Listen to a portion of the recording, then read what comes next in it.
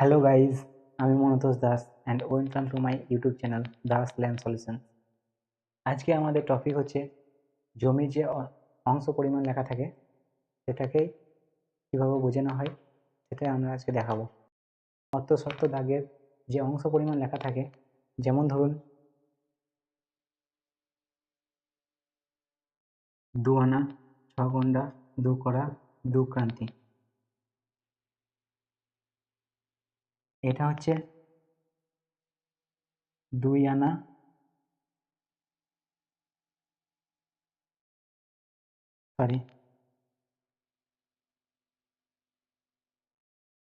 6 গন্ডা,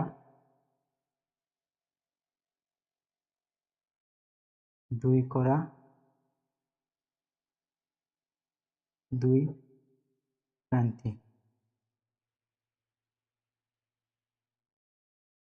তো এই যে অংশ পরিমাণটা লেখা থাকে এটাকে আমরা কিভাবে বুঝবো সেটাই আমরা আজকে দেখাবো। দেখতে পাচ্ছেন এখানে আনার যে সাংকেতিক চিহ্নগুলো আছে সেগুলো আমাদেরকে আগে জানতে হবে। এটা হচ্ছে আপনাদের 1 আনা, 1 আনা সাংকেতিক চিহ্ন এটা। 2 আনা সাংকেতিক চিহ্ন এটা। 3 আনা, 4 আনা, এটা হচ্ছে 5 আনা, এটা 6 আনা, এটা 7 আনা, এটা 8 আনা, এটা 9 আনা, এটা 10 আনা, এটা 11 আনা, এটা 12 আনা, এটা 13 আনা, এটা 14 আনা, এটা 15 আনা, এটা হচ্ছে 16 আনা।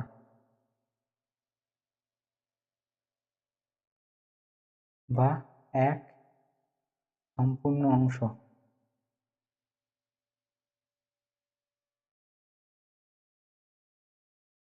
তো এই 16 আনাটা দেখানো হলো। এরপর আমরা দেখাবো গন্ডা।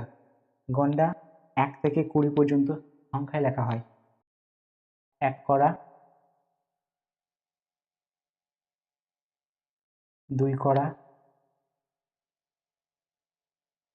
3 কড়া। 4 কড়া হলে পরে সেটা 1 গন্ডা হয়ে যায়। এখানে এটা 1 ক্রান্তি, এটা 2 ক্রান্তি। 3 ক্রান্তি হলে সেটা 1 কড়া হয়ে যাবে। আর ত্রিলেখক যেটা সেটা সংখ্যায় লেখা হয় 1 থেকে 20 পর্যন্ত। তাহলে এটাকে আমরা দেখব যে এটা কি লেখা আছে, এটা 2 আনা।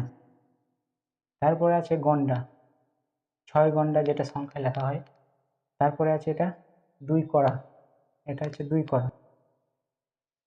এটা হচ্ছে 2 ক্রান্তি, যেটা 2 ক্রান্তি।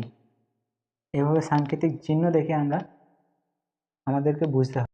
এটা হচ্ছে 2 আনা, 6 গন্ডা, 2 কড়া, 2 ক্রান্তি। নেক্সট ভিডিওতে আমরা দেখাবো যে এই 2 আনা, 6 গন্ডা, 2 কড়া, 2 ক্রান্তিটা কিভাবে কম্পিউটার ইউনিটে প্রকাশ করা হয়, কম্পিউটারের অংশে কিভাবে আমরা নিয়ে আসবো, সেটাই আমরা নেক্সট ভিডিওতে দেখাবো।